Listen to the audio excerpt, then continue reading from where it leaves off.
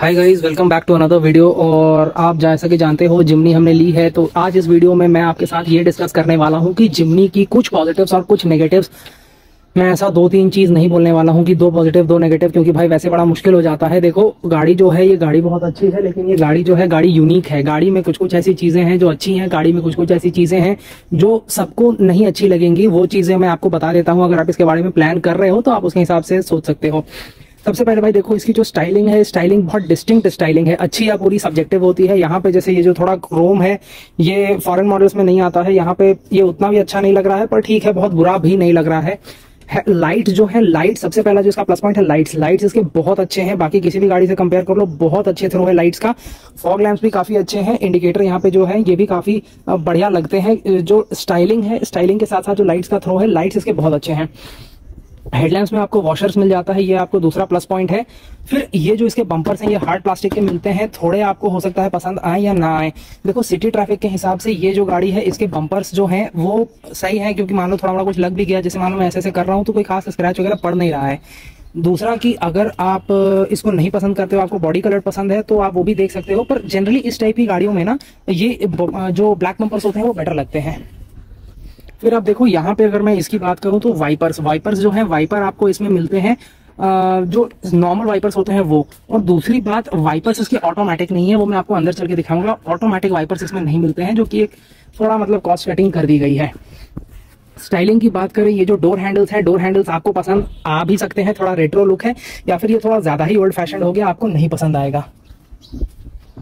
देखो, एक चीज जो इसकी बेस्ट लगी मुझे कि ये गाड़ी 3 डोर आती है। फॉरेन में तो 3 डोर में सही लगती है, लेकिन 5 डोर भी जो बनाया है, 5 डोर में ये बुरी नहीं लगती है। गाड़ी को सिमेट्रिकली बढ़ाया गया है, तो गाड़ी के जो लुक है वो अभी भी बरकरार है। 15 इंच के अलॉयज जो है, कुछ लोगों को बड़े व्हील्स पसंद होते हैं, तो 15 इंचेस थोड़े उनको कम लग सकते हैं, लेकिन कैपेबिलिटी में ये बिल्कुल कम नहीं है और अच्छा काम करते हैं। और राइड क्वालिटी इसकी बहुत अच्छी है।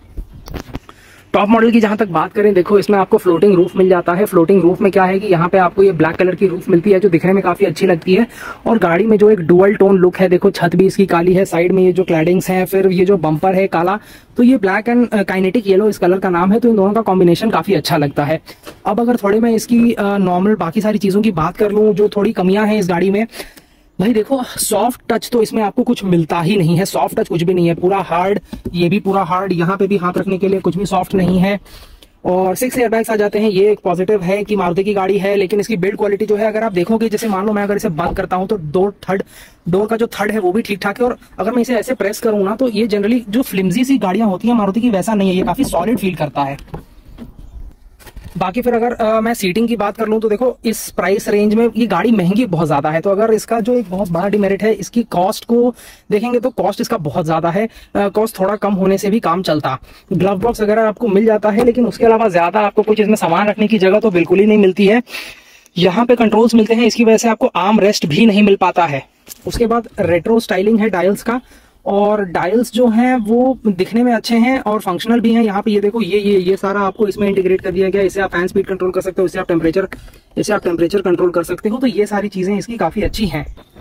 बाकी अगर मैं इसकी एक और जो मेजर कमियां हैं, देखो ये बातें ना आपको कोई और नहीं बताने वाला है, खास करके ये मेरी गाड़ी है, मैंने तो अपने शौक की वजह से ली है, लेकिन मैं आपको बता दे रहा हूँ। अगर आप कंसिडर कर रहे हो तो आप एक इन्फॉर्म डिसीजन लो। ऐसा नहीं है कि लोग आपको सिर्फ इसकी अच्छाइयों के बारे में बताते हैं, वैसा नहीं है भाई। देखो, इस गाड़ी की चौड़ाई काफी कम है, और चौड़ाई कम होने का जो नतीजा है, आप देखो यहाँ पे पैर सिर्फ दोनों के बीच में इतना ही गैप बन पा रहा है। यहाँ पे आपका दरवाजा आ जाता है, यहाँ पे आपका ये इंस्ट्रूमेंट क्लस्टर आ जाता है। इस वजह से थोड़ी चौड़ाई कम है, और सामने बैठने के लिए तो कम है ही, पीछे बैठने के लिए तो और भी ज्यादा कम है। एक जो देखो इसमें और बहुत बड़ा इशू है, वो ये है कि इतना बड़ा टच स्क्रीन दे दिया, तो भाई इतने बड़े टच स्क्रीन में जब आपकी एक्सेल 6 और बाकी पता नहीं कौन कौन सी गाड़ियों में टायर प्रेशर मॉनिटरिंग सिस्टम आता है, तो ये गाड़ी जो ऑफ रोड के लिए बनाई गई है, इसमें ये TPMS का फीचर क्यों नहीं दिया, ये मुझे समझ में नहीं आता है। और ये एक बहुत बड़ी कॉस्ट कटिंग है, जिसको मारुति को देखना चाहिए, और इसके अगले जनरेशन में तो वो डालना ही चाहिए। भाई इतनी महंगी गाड़ी टॉप मॉडल लेके ऑफ रोडिंग के लिए आप TPMS जैसा फीचर कैसे मिस आउट कर सकते हो? This is very bad, one of the worst things. उसके बाद अगर मैं इसकी बात करूं, देखो एनालॉग डायल है, स्टाइलिंग वगैरह इसका काफी सही है, इससे कोई प्रॉब्लम नहीं है। भाई देखो, डिजिटल का जमाना है, अगर आपको एनालॉग पसंद है तो ये स्टाइलिंग तो पर्सनल प्रेफरेंस होती है।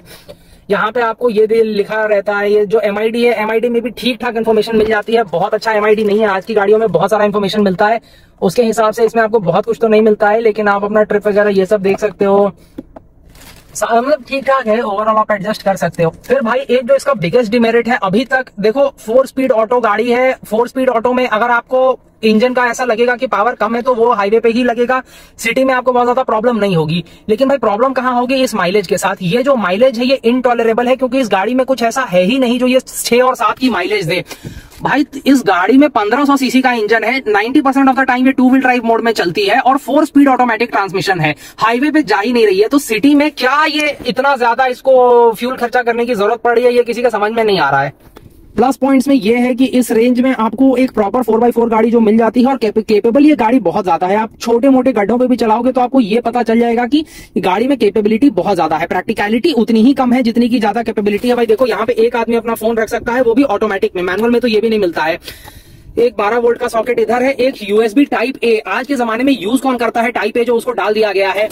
दरवाजे वगैरह में अखबार ज्यादा से ज्यादा रख सकते हो, उससे ज्यादा कुछ रख ही नहीं सकते हो। प्लस भाई अभी देखो गाड़ी नहीं है, अगर आप किसी छोटे शहर वगैरह में रह रहे हो तो आपको इसके एक्सेसरीज भी मिलना बहुत मुश्किल है। मैट वगैरह कुछ नहीं लगा, कार कवर कुछ नहीं मिला। नेक्सा वालों ने हाथ खड़ा कर दिया कि भाई मेरे पास तो कुछ है ही नहीं देने को। रियर सीट के बारे में बताऊं तो देखो, रियर सीट में ना अभी ये मैंने पूरी पीछे कर रखी थी, ये वाली सीट अपने हिसाब से, तो ये यहाँ मेरे पैर थोड़े लड़ रहे हैं।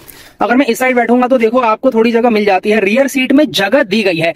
प्रॉब्लम क्या है रियर सीट में, भाई इस सीट में ना थाई सपोर्ट ही नहीं है। ये देखो इतनी पतली सी सीट है, ये इतना आपका जो थाई है ये पूरा बाहर रहता है, तो लॉन्ग जर्नी में ये बहुत ज्यादा अनकंफर्टेबल होने वाला है।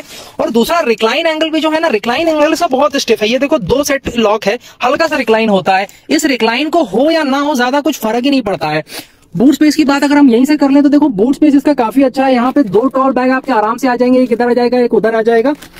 और साइडवेज ओपनिंग बूट है, वो पीछे चल के दिखा देंगे। यहाँ पे आप देखो, यहाँ पे आपको ये मिल जाता है विंडो कंट्रोल और ये डोर ओपनिंग का, वो सब तो ठीक है। लेकिन चौड़ाई कम होने की वजह से एक आदमी अगर यहाँ बैठ रहा है तो आप देख लो ऑलरेडी मेरा पैर यहाँ तक आ रहा है। यहाँ पे सिर्फ एक और आदमी बैठ सकता है। ये गाड़ी 4 सीटर है, 5 सीटर तो है ही नहीं। एडजस्टेबल हेडरेस्ट है जो कि एक बहुत अच्छी चीज है, लेकिन यहाँ पे एक कमी जो आपको महसूस होगी, आर्मरेस्ट नहीं दिए हैं। भाई 4 लोगों को ही आराम से बैठने देते, अगर आपने पीछे के दरवाजे दे दिए। अगर आप इतना कह रहे हो कि मैं प्रैक्टिकल हूं, मैंने प्रैक्टिकलिटी के हिसाब से गाड़ी बनाई है, तो अगर दरवाजे दे दिए, चढ़ना उतरना आसान है, तो सीट भी थोड़ी काम की दे देते, सीट थोड़ी काम की दे देते। अब जैसे मान लो मैंने ये कुशन लगाया है, देखो बस इतनी जगह बच रही है एक इंसान को बैठने के लिए, और उसमें भी आर्मरेस्ट वगैरह नहीं मिल रहा है। तो भाई सब कुछ करने के बावजूद इस गाड़ी में आगे लॉन्ग रन कितना हो पाएगा कहना बड़ा मुश्किल है। एक और प्लस पॉइंट है, ग्लासेस आपको टॉप मॉडल में यूवी कट मिल जाते हैं, धूप को काफी हद तक रोकते हैं।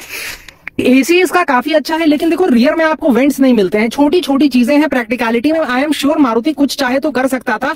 भाई एसी का वेंट पीछे देने में आजकल क्या तकलीफ होती है, छोटी छोटी गाड़ियों में आता है।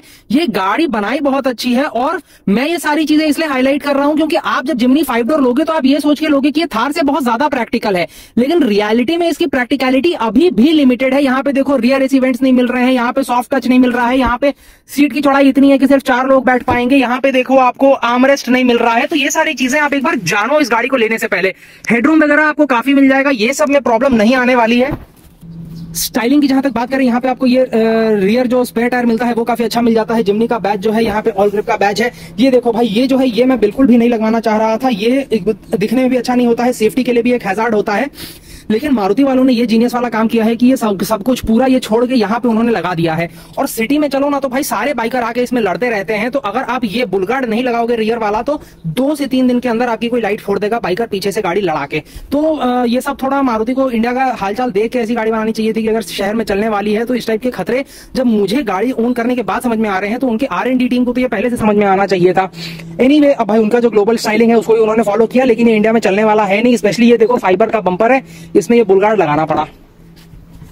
ये हाइड्रोलिक है, ये एक अच्छी चीज है। वहां पे आप बस इसको थोड़ा सा खींच दो, ये हाइड्रोलिक स्टार्ट है, ये इसको ओपन कर देता है, आराम से सॉफ्टली ओपन करता है, ये सब सही रहता है। यहाँ पे देखो ये आपका लॉक है, लॉक आप ये देखो सीट को रिक्लाइन एडजस्ट कर सकते हो, और सीट को आप चाहो तो फोल्ड भी कर सकते हो। तो फोल्ड करने के बाद ना इसमें बूट स्पेस ठीक ठाक बन जाता है। तो बूट स्पेस की ऐसी कोई कमी है नहीं। अगर 2 आदमी बैठ के चला रहे हो तो बूट स्पेस इसमें इतना मिलेगा कि आप 5, 6, 10 सूटकेस भर लो।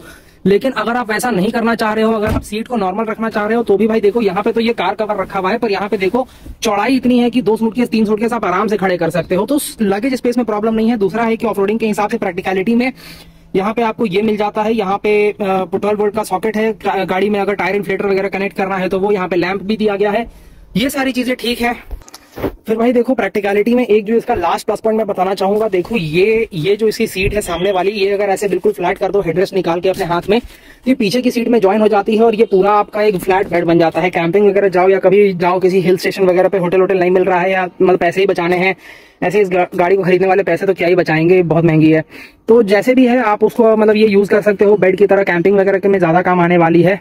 पीछे की सीट बेल्ट लगा के रखने पड़ते हैं, नहीं तो ये पूरे टाइम अलार्म बजाती रहती है। ऑल्दो ये अच्छा आइडिया नहीं है क्योंकि सीट बेल्ट की इलास्टिसिटी थोड़ी कम हो जाती है। गाड़ी जो है थार से ज्यादा प्रैक्टिकल जरूर है, लेकिन अभी भी बहुत ज्यादा प्रैक्टिकल नहीं है। ये था एक छोटा सा कॉम्प्रिहेंसिव ओनरशिप रिव्यू। शुरू के 4-5 दिन मैंने अभी इस गाड़ी को चलाया है, मुझे जितनी चीजें समझ में आई मैंने बता दी। देखो जैसे इसके जो हेडलैम्प्स हैं वो ऑटो है, लेकिन वाइपर ऑटो नहीं है। छोटी छोटी चीजें हैं जो थोड़ा आपको लगेगा कि यार ये डाल देते तो सही रहता, लेकिन डाला उन्होंने नहीं है। और आप फिर आगे मुझे बताओ, आप कुछ और जानना चाहते हो उस गाड़ी के बारे में तो एक और इसका पार्ट 2 बनाया जाएगा। Thank you.